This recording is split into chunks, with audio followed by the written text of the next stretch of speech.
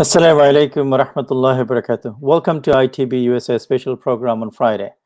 I am your host Abdul Aziz Bhuiyan. Tonight we are going to meet some of the candidates who are running to replace Councilman Laurie Lanchman in Council District 24. They're running in primary, and whoever you vote and whoever you choose in primary will most likely be elected as council member for next 4 years. Tonight we will try to find out about them as individuals, their plans, and why they think they deserve your vote. So let's meet them.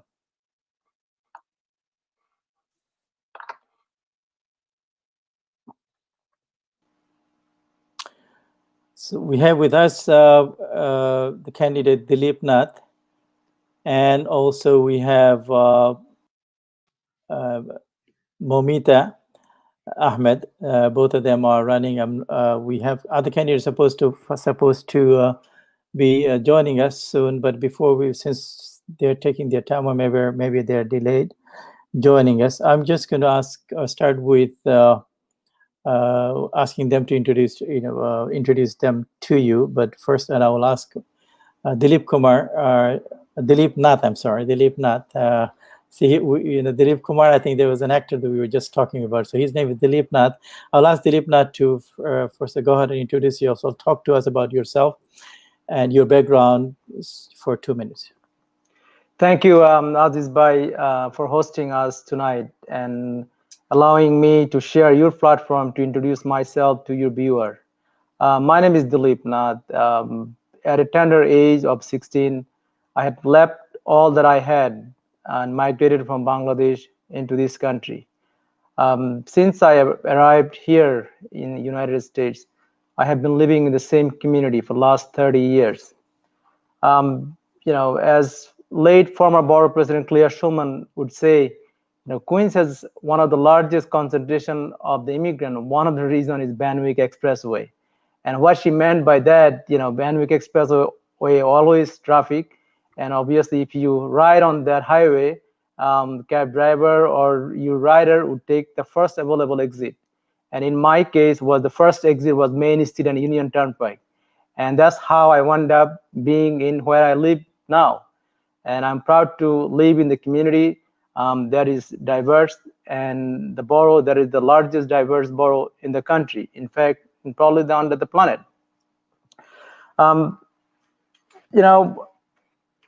Since I came here as a first-generation immigrant, I have got involved in civic life and everything that you can think of. But my first involvement really while I was in college, I got involved in NIPER, New York Public Interest Research Group, to join a movement to save the Pell and TAP grant. Without the Pell and TAP grant, I would not be who I am today. I would not be able to graduate from SUNY.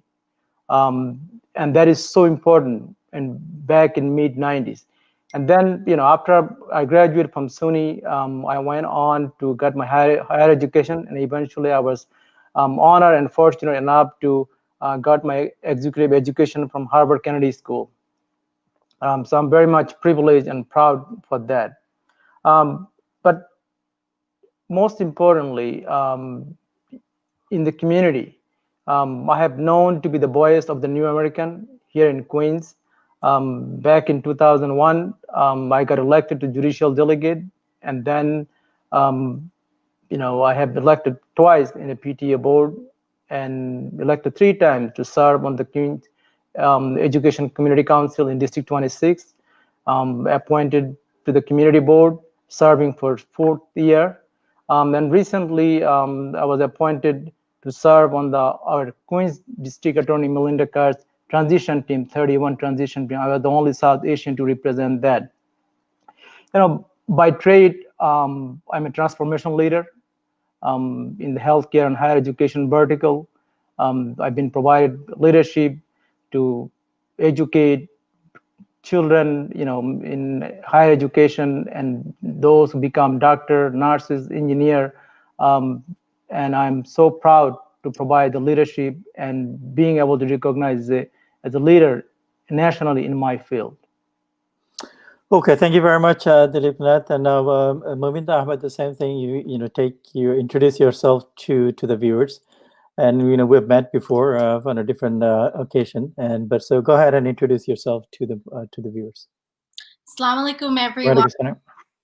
Assalamu alaikum, everyone. Assalamu alaikum, Aziz Bhai, for having me today. I really, really appreciate it. I'm running for City Council in District 24 because I want to see our community succeed. আমি run করতেছি, আমি চাই আমাদের community যাদের আমাদের জীবনযাপন যেটা কষ্ট করে আমরা করতেছি, স্পেশালি প্যান্ডামিকের সময় আমাদের অনেক মানুষ যারা ট্যাক্সি ড্রাইভার, যারা ওয়ার্কিং ক্লাস, যারা ডাঙ্কিন ডোনাট, 7-Eleven-এ, ফাস্ট ফুড রেস্টুরেন্টে কাজ করে, স্পেশালি যারা আনডকুমেন্টেড, তাদের এখন জব নাই, তারা রেন্ট পে করতে পারতেছে না, দে আর অ্যাট রিস্ক অফ ইভিকশন। ওরকম মানুষদের জন্য I am running because আমি তাদের কষ্ট বুঝি. I came here when I was 8 years old with my parents. I immigrated here. My dad is Siliti, my mom is from Tangail. আমরা যখন এখানে আসছি আমরা অনেক কষ্ট করছি। আমরা ছোট একটা attic-এ থাকছি, তারপরে apartment-এ থাকছি, in a 1-bedroom apartment, sharing it with our relatives. And that is not the life that I want my community to live in. I want our communities to be able to afford a house. যারা নাকি এখানে অনেক বছর ধরে রয়েছে তাদের একটা বাসা কিনার এই স্বপ্নটা যাতে তারা পূরণ করতে পারে। যারা ছোটখাটো মানুষ, তাদের যে ফ্যাসিলিটিস যেগুলা লাগবে, সোশ্যাল প্রোগ্রামস যেগুলা লাগবে, এগুলাতে যাতে ফান্ডিং থাকে, আমরা যে বাচ্চাদেরকে স্কুলে পাঠাবো আমাদের স্কুল যাতে ফান্ডিং থাকে, এর জন্য আমি রান করতেছি। And my background is of that of a working class person. I went to school in District 24. I went to high school in the Bronx. I went to Bronx Science. I went to Stony Brook after that. তারপরে আমরা দেখছি আমাদের মতো মানুষদের অনেক আগে বাড়ানি is tough. You have to come from privilege, and that's not fair. And so one of the things I decided to do was go work for Senator Bernie Sanders. In 2016, আমি Senator Bernie Sanders এর জন্য কাজ করছি. I was also a surrogate for him in 2020, and for both years I was a delegate. I was the youngest one of the youngest delegates, especially youngest Bangladeshi delegate to the Democratic National Convention back in 2016. And I have represented my community in progressive politics then. And then afterwards, I worked for the Justice Democrats who elected Alexandria Ocasio-Cortez, one of the only congresswoman to start the Bangladeshi caucus in Congress. And I also helped elect people like Rashida Tlaib and Ilhan Omar, amader je Musulman jara congresswoman je eto fierce ar eto amader jonne kaj kortese, especially for the Palestinian people, and really, talking about Muslim issues and Muslim commitment to the Palestinian folks. Oder jonne ami kaj korchi. And then afterwards, I turned my attention to local politics, and I founded two organizations, one called the New Reformers PAC and the other one called Bangladeshi Americans for Political Progress. আমি সবার থেকে ছোট, কিন্তু আমি অনেক করছি আমাদের কমিউনিটির জন্য in terms of civic engagement by getting hold on, is it okay if I finish? Sure, go ahead, Fish. So Bangladeshi Americans for Political Progress, the organization was created to organize a Bangladeshi voting bloc. And during the pandemic, I started the Queens Mutual Aid Network, where I helped over 2,000 amader 2,000 মানুষের উপরে ফ্যামিলিদেরকে আমি provide করছি with aid, groceries, medicine, আর এখন আমি rent relief দিয়ে আমি ওদের জন্য কাজ করতেছি. I also ran for district leader in this district, and I almost won. আমি 2,000 এর উপরে আপনাদের কাছ থেকে ভোট পেয়েছি. এর জন্যই আমি I want to continue the fight as the only renter. Ami Zara developer, Zara tenants der pashe ami dariye taderke sahajjo korchi during the pandemic and more. So I think I would be a good candidate because I feel that I can talk to I can speak to the mainstream political arena. I could actually organize people, not just Bangladeshis, but outside of the community. I'm a dynamic speaker. I'm amicable, and people like me, and I can really organize working class people, understand their issues, and make sure that our community makes history, right? Thank you. Our community is proud to elect a woman into office. Thank you very much, Moumita. I think we have Soma Syed. I think, yes, go ahead, Soma Syed. Welcome to ITB tonight. Know Your Candidates program. Go ahead and, same thing, introduce yourself to the community. Good evening, Assalamu alaikum, and thank you so much for organizing this. I am Soma Syed. I'm a progressive attorney, a community activist, a community advocate, and a small business owner. I was born in Bangladesh. I came to the USA when I was 12. I'm raised in Jamaica, Queens, the community I love, and I have businesses there, families there, and friends there. I went to IS 238, Jamaica High School, the City College, and the Albany Law School. After getting my Juris Doctor, I came right back to Jamaica, the community I love. And I have been working for the community for more than 20 years in charitable, political, nonprofit organizations and projects. My law office is in Forest Hills, and I am the current president of the Queens County Women's Bar Association. In its 90-year history, I'm the first South Asian and Muslim president. I'm also the chairperson of the New York State Bar Association, Lawyer Referral and Information Service. And we handle 65 counties in upstate and align competent attorneys with clients who need representation. Not only that, during 2017, when the travel ban went into effect, I was one of the first protesters in JFK, and subsequently, I volunteered to provide representation to travelers. I've been to Washington, D.C. for Women's March. I've been working in this community. During the pandemic, I obtained one of the first mass donations for frontline workers, subsequently organized food drives, mask donation, Zoom events, giving advice on landlord-tenant, immigration, small business reliefs, talking to city officials. So I've been doing the work. I've done the work. This is what I'm passionate about. I think I am fit for District 24 because I know the community. I've seen the change it has gone through and what they need. They need bold solutions. They need someone who cares, someone who's concerned about them. And that's the person I am. Thank you. Thank you very much, Soma Syed. And now, let me ask to all of you. Do you know the neighborhood that District 24 covers? Soma Syed, you were the last one. So do you know what if you can also give us, at least if you have any idea of the population and the population breakdown, if you have any. Sure. So District 24 starts from north side of 188th Street of Hillside Avenue, going all the way to LIE. From LIE, Horace Harding Expressway, looping around Fresh Meadows, Kissena Park, east side of Van Wyck to Jamaica Avenue, going to 165th Street, then coming to Hillside Avenue, then going to north side, ending at 188th Street. So this is Jamaica State, Jamaica Hills, Pomanock, Fresh Meadows, Briarwood, Chester, Parkway Village. And the demographics of this district is a majority minority district. So we have 33% Asian American, 28% white, including Jewish. We have 23% Hispanic and 11% Black and other. So it's a very diverse district. And this district is a wonderful representation of what the U.S. is.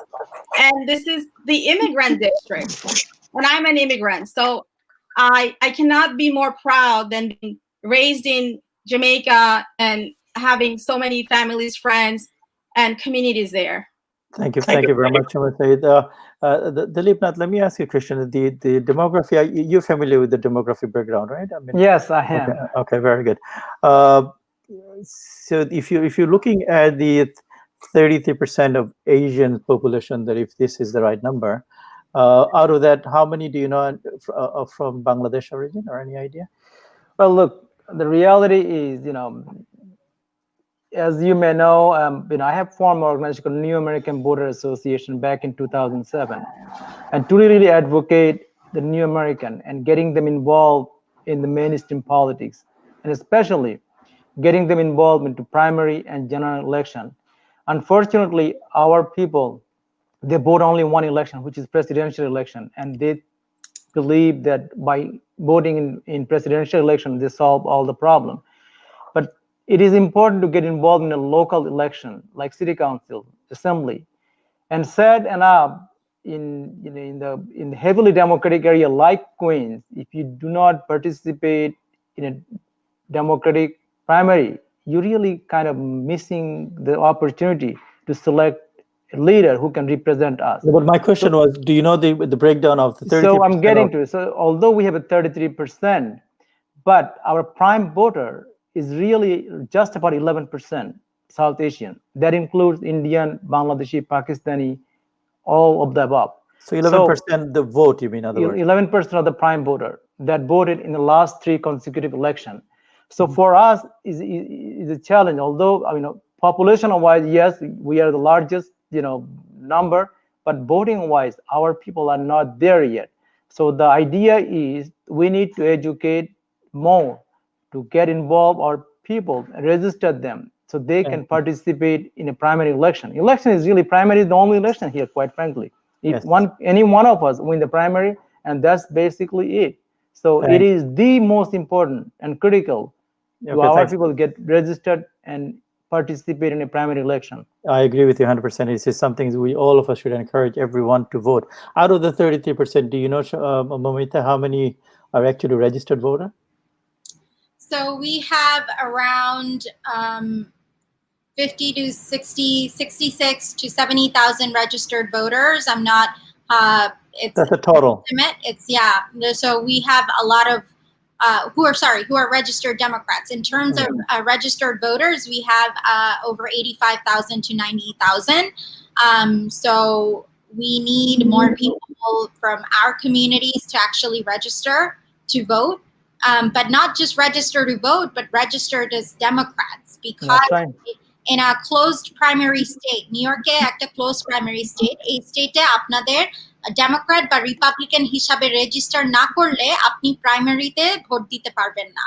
So in order for you to actually vote for us or vote in a primary election, যেটা জুনে হয়, আপনাদের party লাইনে you have to tick mark Democrat or Republican. Otherwise, you can't vote. So the question I have, look at what Dilip Nath just had mentioned, that he has this an organization called, and what he's trying to get a voter to register. Have you done anything to increase the numbers? Absolutely. So during in 2016, I worked with organizations which now is called New York Progressive Action Network, to register voters for Senator Bernie Sanders in particular. Also Bangladeshi Americans for Political Progress, BAP. Amader goal hoilo to organize 400,000 Bangladeshi voting block. So amra registration korchi ei shomoye, and even during the census, we worked with the Queens Mutual, our organization Queens Mutual Aid Network, to register voters and do census at the same time. Very good. So the next question that I'm going to ask you to Soma Syed is about the COVID situation that we all, is an unfortunate situation, and many Bangladeshis and people of all ethnic background died. We have more than 200, almost 230,000 people, 224, I said 26, I think, people died in the United States, and New York has about 40,000 plus, I think, died, and many of them from Bangladeshi. So can you tell me exactly what have you done in terms of local communities where a lot of immigrants are there, a lot of people who are undocumented, they have lost their jobs, so they're, as I think Moumita had mentioned, that some of them are almost at the verge of losing their apartments, or they have lost they're sharing with people. They don't have the food. So what have you done anything in that regards in COVID-19 and there's an aftermath? Yes, but I just want to take a moment to also make a note that have done voter registration drive, census drive with NYPIRG, New York Public Interest Research Group, through Community Alliance Group, of which I'm a vice president, and also through my bar association, Queens County Women's Bar Association. Okay. So we're constantly doing voter drives, and also we have done a lot of census drives. To answer your question, what I have done during COVID-19 and what I'm doing right now is, when this first started, I got words out to community, people I knew that this is coming, and what precautions everybody needed to make within the people and circle of people I knew.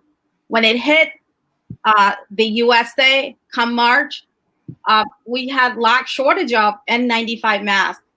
I went out, found people who were in this business, and I got N95 masks.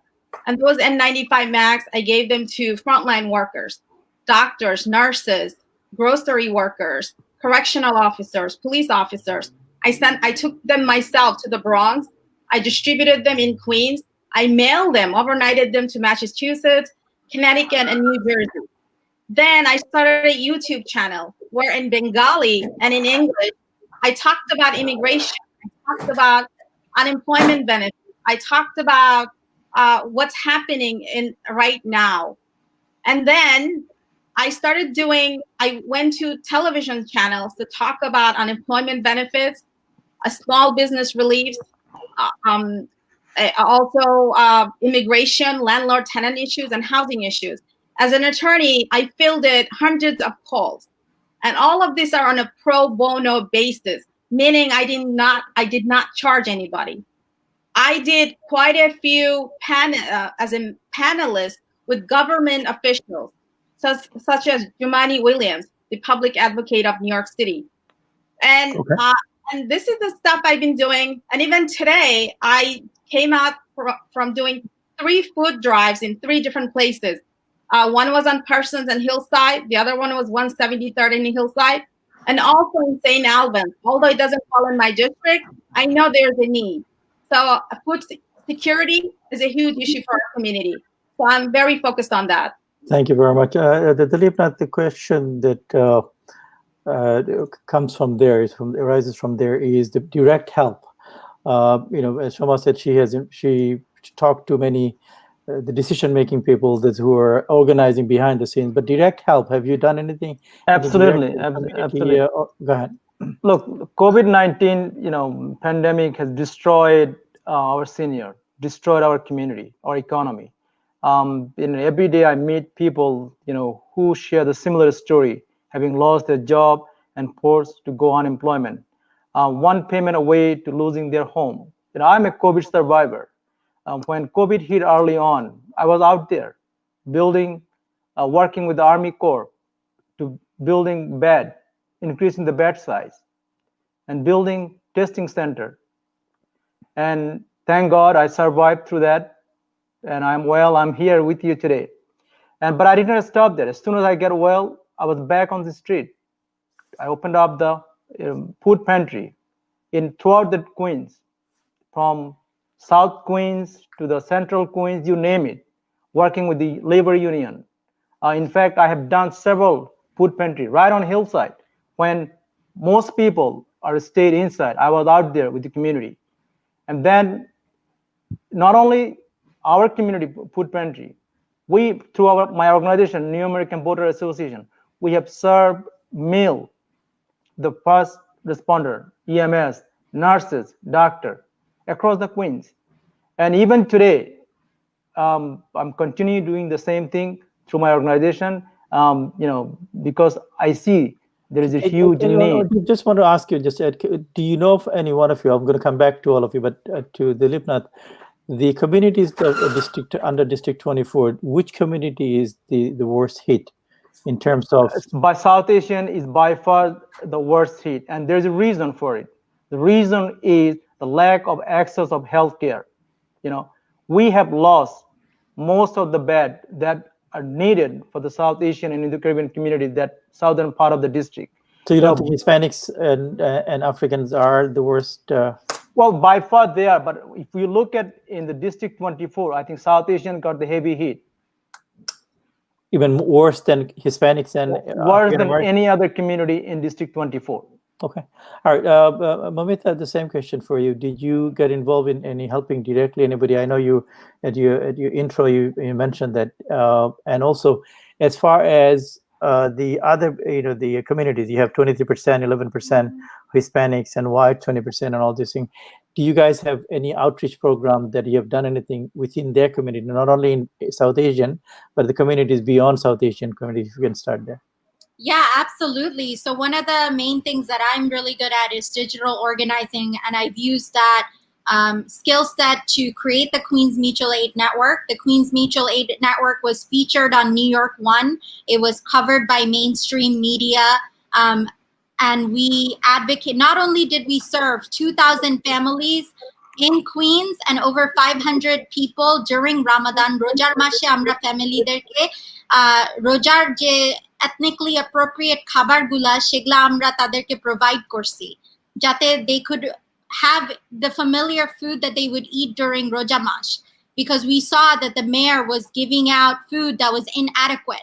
It was literally like throw up on a plate. It was given by, they hired independent contractors from military contractors to provide food, and it was inadequate. So we actually sat down with Jumani Williams, public advocates, borough advocate, the person in charge of Queens, and Catherine Garcia, who's the food czar, food commissioner. And we talked about how we can better serve our community more ethnically appropriate food. And we have continued to support families, especially undocumented people who didn't acquire unemployment benefits. And we've been helping them access rent relief. Taderke renti amra help kortesi. The other thing we did was onek manush jara call ditesilo phone, tara phone pick up, unemployment phone pick up kortesilo na ba timely bhabe answer kortesilo na, taderke amra sahajjo korsi by being on the phone with them and helping them fill out unemployment.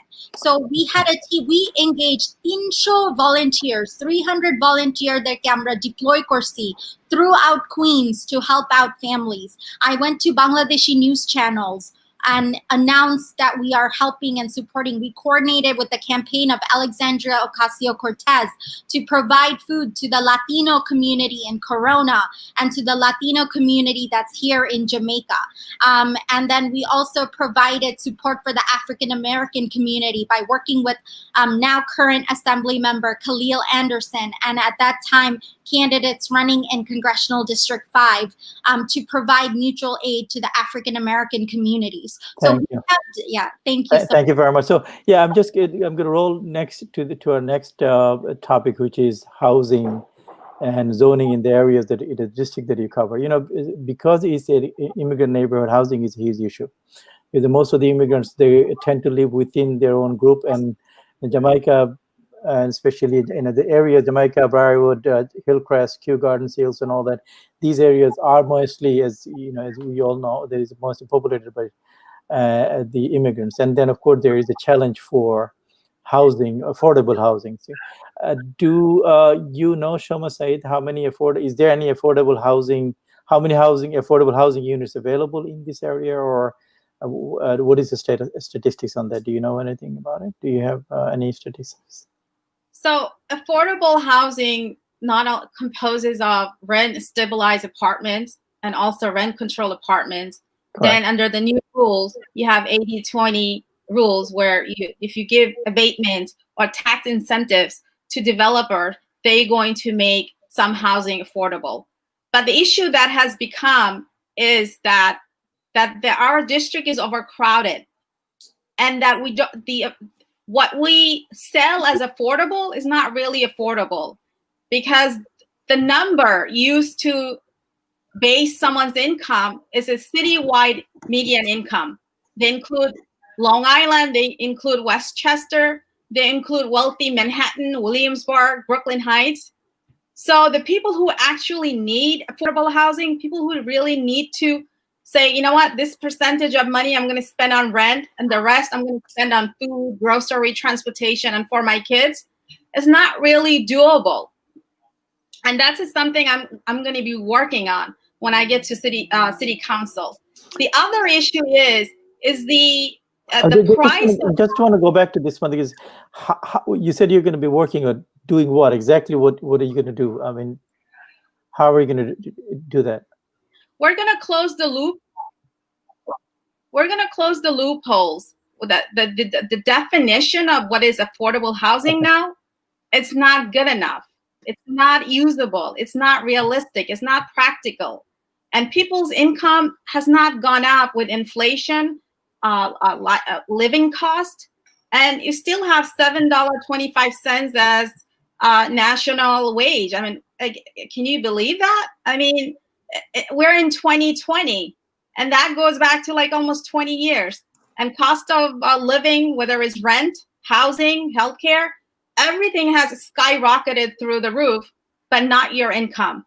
So we really need to come down, look at this realistically, and really, really help people. Okay, Dilip Nath, same questions for you. As far as the housing concerned, because we is heavily populated, we have houses, people in single-family homes, they have the people living in the basements, and for two reasons. Number one, they cannot afford anything, living upstairs because this is too expensive. A second thing, there's not enough apartments available.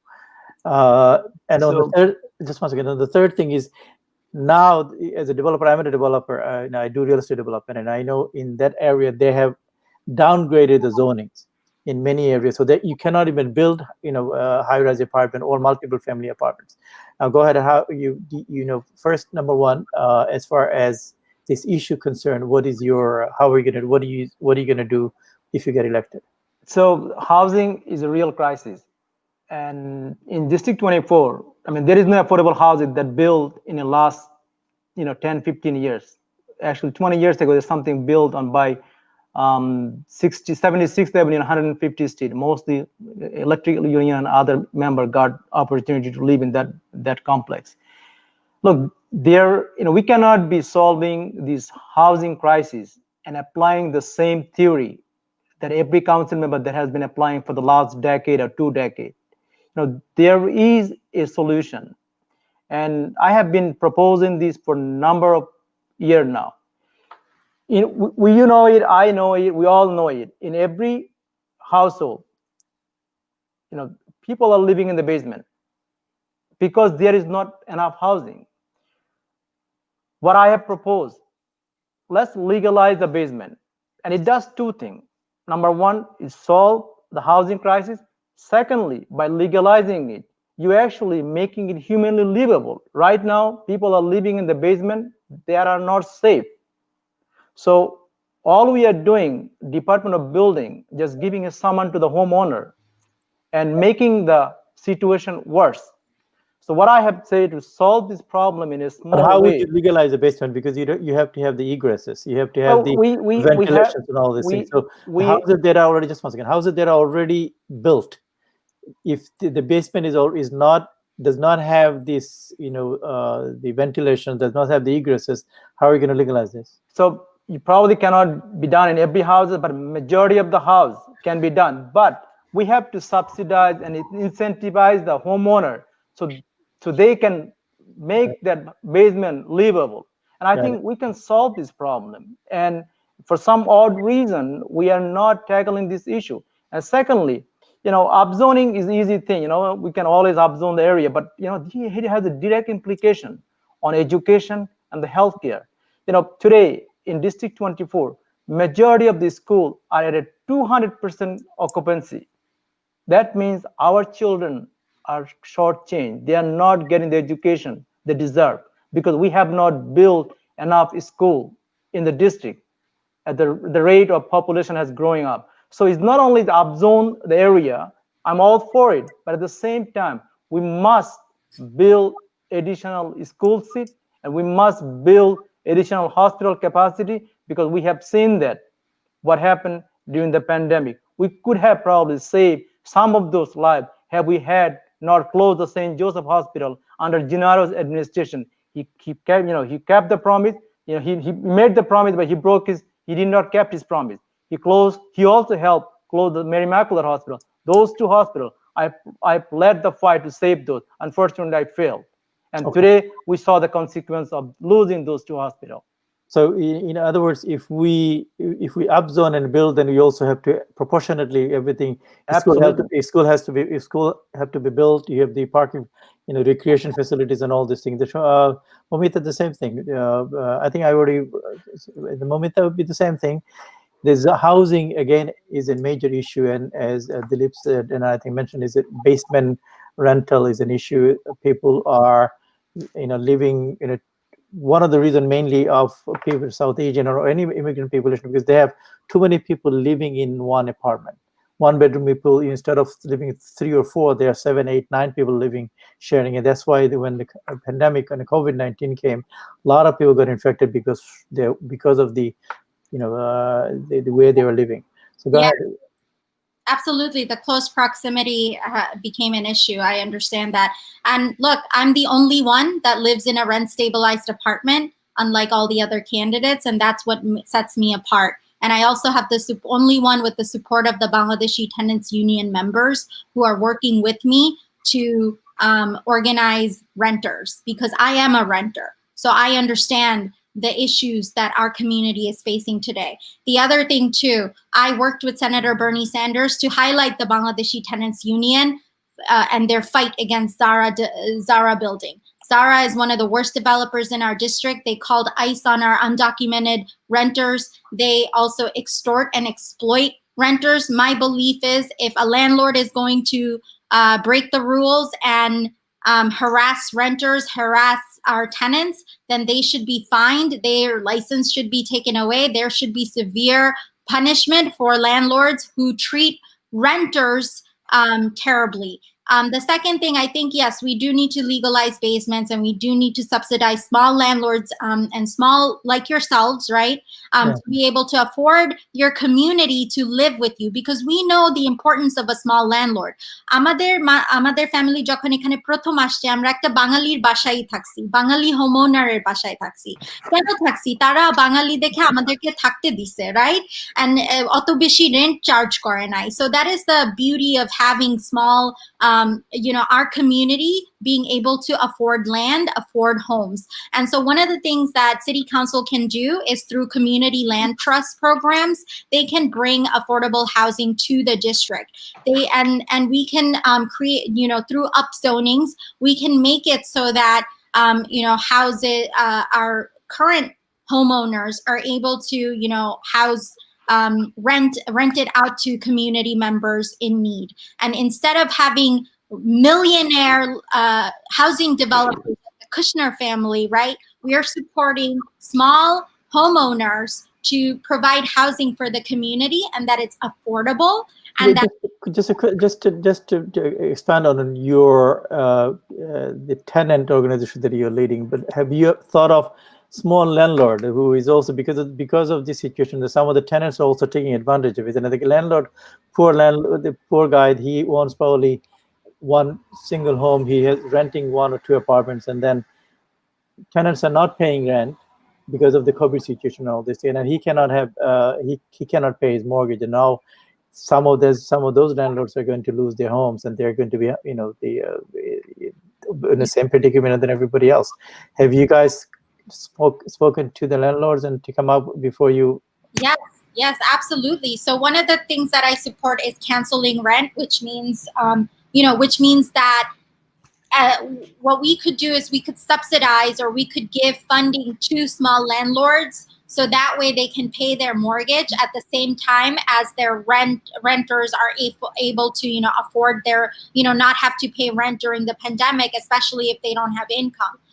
So they definitely, and let me just say one thing, okay? So a lot of people think this fight against real estate developers and renters, the landlords, the small homeowners are gonna, that we're fighting that they're gonna get hurt at the end of the day, and that isn't true. And here's why: because at the end of the day, when small all of our housing is tied to property taxes. City planning is dependent upon property taxes. And so because city planning, the more it requires property tax money to plan the city, they plan around gentrifying the neighborhood. They plan around displacing our communities. So what we should be doing, and when that happens, it's the small homeowners, right, that lose their house because they can't pay their mortgage through third-party transfers. And then when they can't pay mortgage and they lose their home, then a developer comes in and they raise luxury condos and then they displace the communities further, which is why I'm the only candidate that's not taking money from real estate developers, especially large real estate developers, the Real Estate Board of New York, REBNY, because I want to listen to small homeowners. I want to listen. Thank you. Thanks very much. Thank you. So, as far as the demography of your District 24, Soma Syed, I just want to ask you a question about, as you said, I think 33%, 20%, 23%, and 11%. What is your outreach program, efforts to the other communities? So firstly, I'd like to say that I've always been involved in dealing with all communities, not this year, not last year, since the beginning of my professional career, even before I started, because of doing community work. And I've been doing community work since I was in high school. So I have connections with every community because of my political work, charitable work, because of my legal work and professional work. And the communities both within our South Asian district, where there's Black community, Hispanic community, and Jewish community. So part of it is my own as a person, who I am. They know who I am. They know they can rely on me. They know my professional career. They know my personal work. Many of them know my family members. And so my outreach is I'm talking to people I have talked to before. Now they know that I'm running for office. Before they knew that I was an attorney who was very active, who cared for her community. Now they know she's an attorney, a progressive attorney who wants to run and be a representative and advocate for all of District 24. So it's just touching bases with my old connections, touching bases with my new people I'm meeting, reaching out, going and meeting them, talking to them, and just genuinely listening to what they have to say, what the issues are. But I also want to touch a couple of things. One thing that was said previously that somehow we're all receiving money from big real estate developers, and that couldn't be farther from the truth. So it's really hard. It shouldn't be. No one should be making such jump and saying every other candidate who's running in District 24 is accepting donation from large developers. And being a homeowner or a renter, I don't think that makes any difference. It's about you, your compassion, your passion, and love for the community and for the real people that you want to work for, not for yourself, but for the people who are in that community. Thank you. Thanks very much.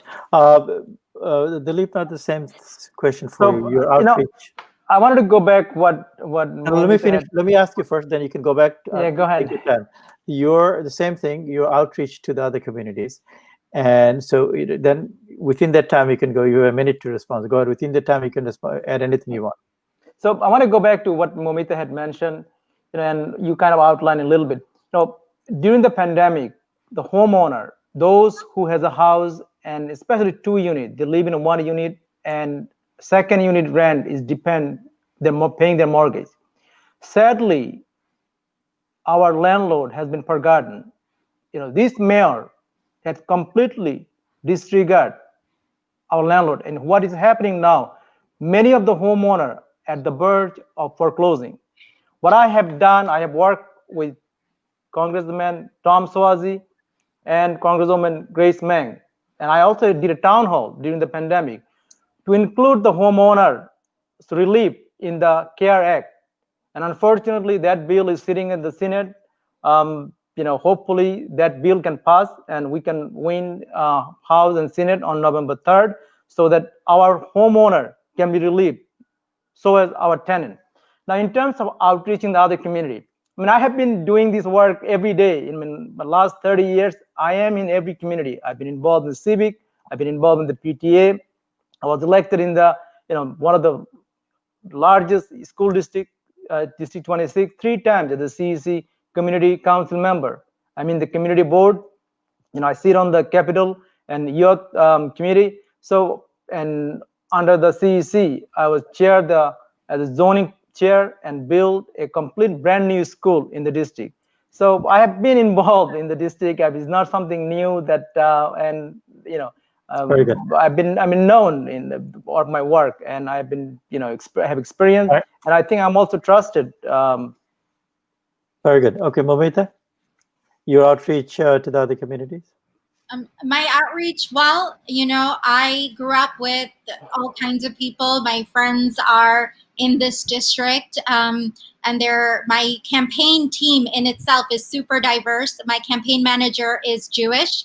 My outreach director is, I have outreach folks, volunteers who are from the Latino community, the Black community, from all immigrant communities. And that is because I envision a campaign that is going to reach out to everyone, and my policy will benefit everyone. I worked on Senator Bernie Sanders' campaign, and I worked with people from all over the country, all over the city, all over our district, to engage people in the voting process. Currently, I am working to make sure that we elect Joe Biden to the Working Families Party line. And so I've been working with various immigrant community groups like Make the Road, which is Latino-led. I've worked with organizations like NIPAN, New York Progressive Action Network. I've worked with organizations like Queens United in Progress, which is the organization that helped elect AOC into office. I've worked with a coalition, broad coalition.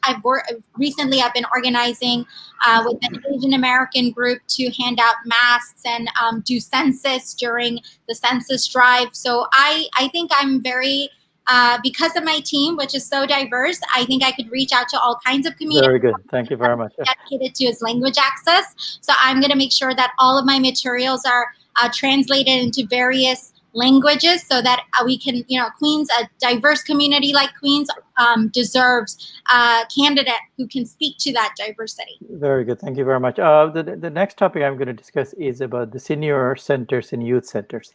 Soma Syed, if you, first of all, I'm not sure how many senior centers do we have in District 24. Whether it's a South Asian, Bangladeshi, Pakistani Muslims or otherwise. And the youth center, I'm not sure how many youth centers do we have. First, do you see the needs of it, and then needs of that, and then tell us that what would you do if the needs are there, and if they're not there available right now, what would you do to get one? Okay, so firstly, definitely there is a need for both senior centers and youth center. So let me give you how many senior centers we have just in the vicinity of Jamaica. There is about 5 of them, but nothing within, like, say, close to St. John's, except we have a part-time senior center in Jamaica Muslim Center, and that's run by India Home. So we don't have any senior centers. If you're going to be focusing on the South Asian community, so we don't really have any right now in District 20. What determines that the need? I mean, is there percentage? Is there a threshold of seniors that have to be in the community to have a senior center, or what determines it? Do you know?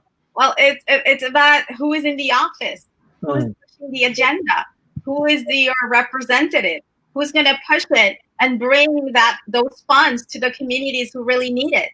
And we don't have that. We don't have representation and advocacy. And so people are trying, but you can't get there until you get the funding from the city. So that's why someone like me needs to be in the office so I can work for the people, bring senior center and youth center. And guess what? How many youth centers we have? I'll tell you how many.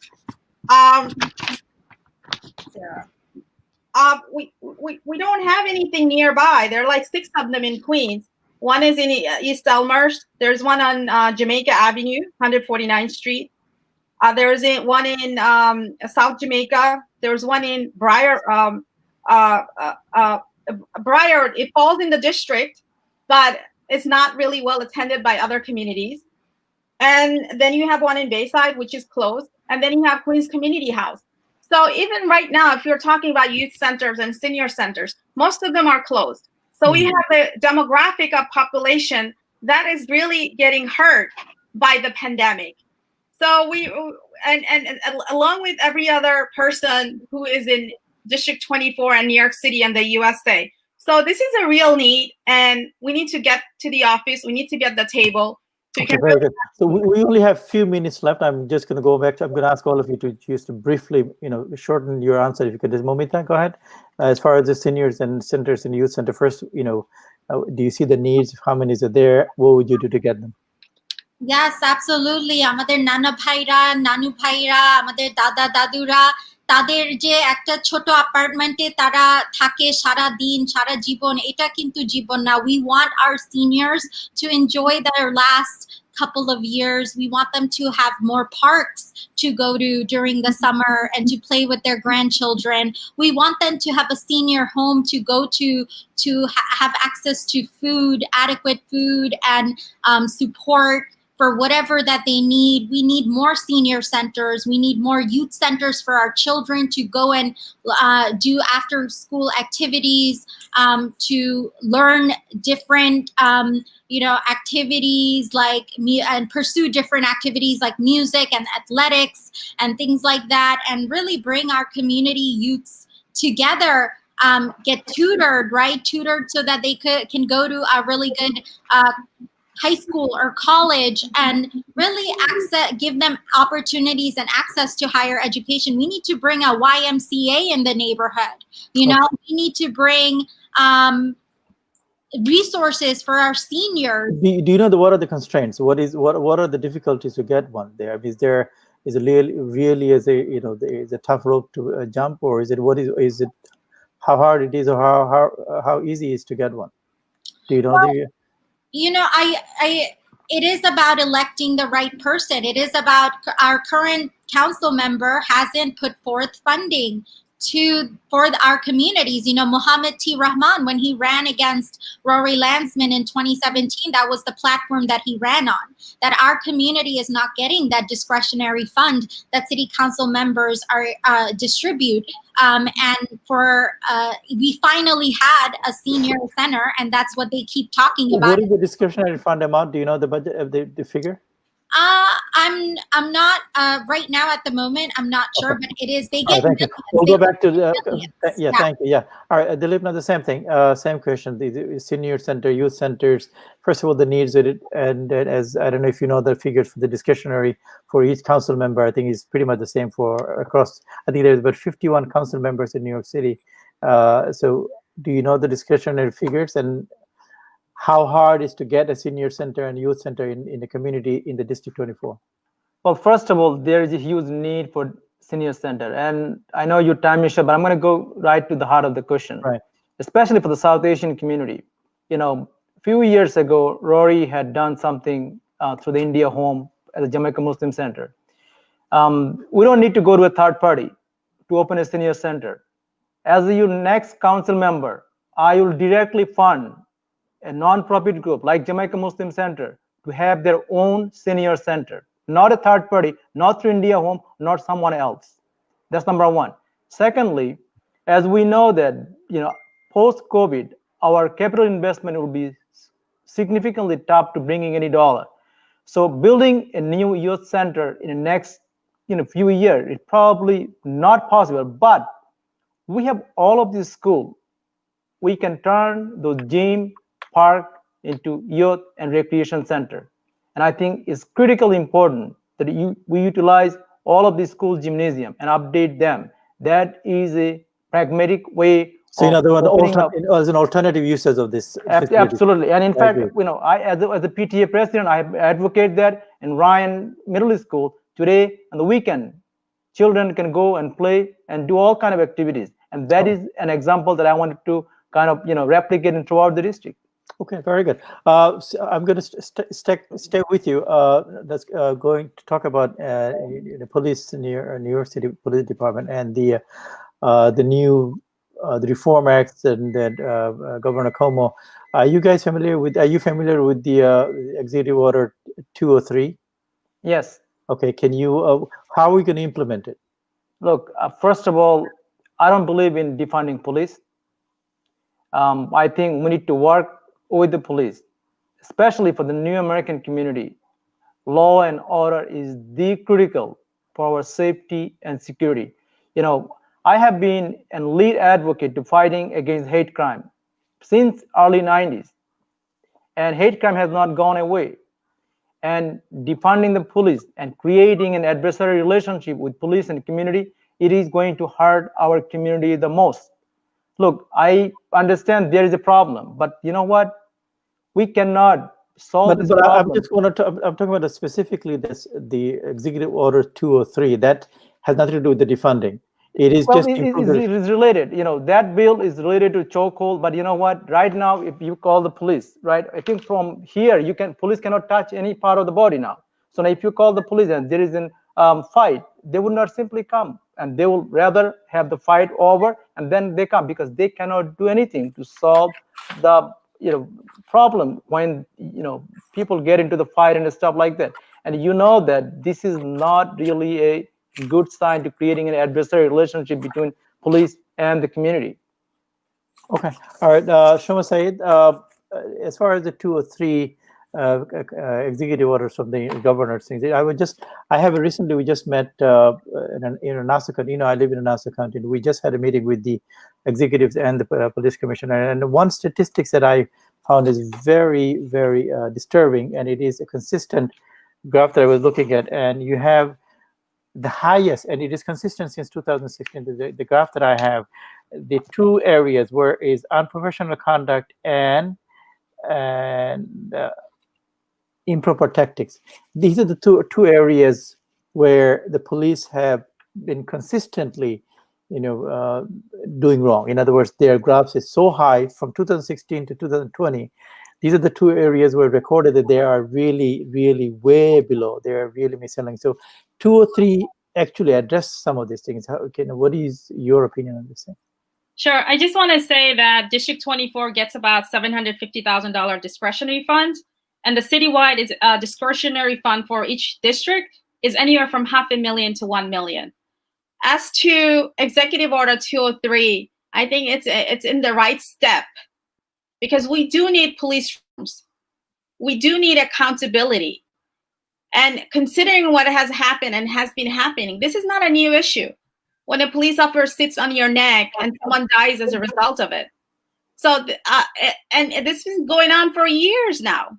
Criminal justice reform talks have been going on for years, since the early 90s, late 90s, and 2000. Now, finally, people are waking up that we need to have a right balance between people's rights. We need to respect people. At the same time, police should be able to enforce the law. So banning carteling and making police accountable for acts that are almost like human rights violation, it's in the right step. And this doesn't mean that the police is bad or we don't need the police. It means that when something doesn't go right, something is overreaching, there's some bad apples, and we need to change the culture of the way people are thinking. What is the appropriate way to handle an alleged perpetrator or a defendant? We need to change all of that. It's about changing philosophy. It's about changing tactics. So it has to be from top down, from bottom to up. So it's in the right step. Very good. Thank you very much. Moumita, it's the same thing. Just one thing, maybe I was going to, if you guys, I'm going to come back to all of you. You can address that. Many in the community, they're immigrants, and because of the language barrier, some of them are afraid to reach out to the police. Either one of you, since Moumita, your chances, we talk about, Executive Order 2 or 3, and how would you accommodate the community who, because of the language barrier, there are many things happen to them. they're afraid to go and contact police for the incidents happened or accident and things that happen to them. And when they speak to the police, I have had experience. The police sometimes will come to me with such an aggressive attitude, because the first thing they look at you as in you are not a local guy, so they immediately think that you don't speak English. So that's how they start. So go ahead, Moumita. Yeah, absolutely. And let me tell you a story. When I was 12 years old, it was right after 9/11, during the Iraq War, during the stop and frisk era. My dad was unfairly arrested because he didn't speak enough English to explain why he was in the subway. যখন আমরা English বলতে পারি না, then they take advantage of that situation, which is why we need to reform the police, that we need to hold them accountable. We need to make sure, and we also have to understand the NYPD surveillance the Muslim Students Association in my college at Stony Brook and in colleges across the city. So we need to, in order to address the surveillance culture, মুসলমানদেরকে ধরে কিন্তু পুলিশরা ওদের এগুলা যে to harass and even murder Black and brown people, right? So we need to hold them accountable. We do need to make sure that we are, especially police that are using extreme brutality and force against civilians, that there's recourse, that they are charged, right? Which is not what's happening right now. So we need to make sure, we need to ban certain practices so that they are more careful, that they're not going to the worst case scenario in a cinch, right? That they're not choosing brutality, that instead what we need to do is invest in more psychiatrists and mental health programs. We need to invest in social programs, social workers, right? To replace 911 calls and emergency calls around mental health issues. Okay, thank you very much. One thing I just wanted to, since this is the last thing, I'm going to make a comment, and then for the police reform, what we have done in Nassau County is to have this police department and engage the local community, especially the religious the places of worship, to train them in a sensitivity training. So we made sure that each precinct will reach out to the religious, the places of worship within the precinct, and they will have, each leader will come there and give them at least twice a month training about the sensitivity of their own community. The second thing that we also, New York City already has it, but you also maybe each precinct should also have probably a civilian complaint board, where the civilians will listen to their complaints from the public, and it has to be in a different language. So whoever is going to win, either one of you win, and I wish you good luck to all of you. And it's a tough choice first, because when you guys, all of you are running, basically you're running with the Bangladeshi. And in other words, that means you are breaking the vote banks that we have, whatever the 11%, 10%, 5%, 6%. Each of you will take a small portion of it. So first, I will urge all of you, if there's ways that you can come together and amongst yourself, I know you all are, qualified, and you're all deserve to be councilmen, senators, and name it. And we wish you all the best. But yet, in order for any one of you to be the next councilman from the district, we need to, as the Bangladeshi community, you really need to come together. And we urge you on behalf of the Bangladeshi community. I'm very much involved, although I live in Long Island, but I'm involved in the communities in Queens, in Brooklyn, and all over. And I am people reaching out to me, and they're asking me if there's ways that I can convince all of you to sit together, not under pressure from under any, but amongst yourself, and come up with a strategy that how one of you can actually become a councilman or councilwoman for District 24. With that, again, I thank you very much. But I want you to really consider it seriously, because otherwise you will neutralize each other. And at the end, if you really wanted to represent Bangladeshi or Southeast Asian, we'll all lose. So keep that in mind. I know you're all smart. I know you're, you know that what I'm just saying exactly. You understand what I'm saying. Keep that in mind. If there's ways that you guys can talk to each other, talk to each other. See, I mean, if you're running this time, somebody else can run for the different position. So we all will be there. So it'll be much more easier. So at least potential for all of you to win. But at the end of the day, I wish you all good luck, and you've been wonderful. And I'm so sorry. Can I just say one thing? Sure. আপনারা এখন আমি যেটা নিয়ে কাজ করছি, that was ranked choice voting. So মানুষ চাইলে আমাদেরকে rank করতে পারবে. They can rank me first choice, and you know, whoever else. Very good. Yeah, I mean, or third choice. So you know, I just want you to talk about ranked choice voting. That's so you don't actually have to have just one person running. Multiple people can run as long as you rank your favorite. So you can rank any of us if you in like. The primary, you mean? You were talking about in the primary or? In the primary, yes. Oh, I see. Okay, very good. So that's a good choice. That's a good choice. First choice, second choice, third choice. Very good. Thank you very much. Again, thank you very much. And you guys have been wonderful. And I hope the community have learned enough about you, enough of the issues that are involved in the community. And hopefully we have a Southeast Asian Council men and women in 2021, right? Inshallah. Good luck, and thank you very much. Thank you. Thank you for having me. Thank you. Assalamu alaikum. Wa alaikum salam. Wa alaikum salam. Thank you.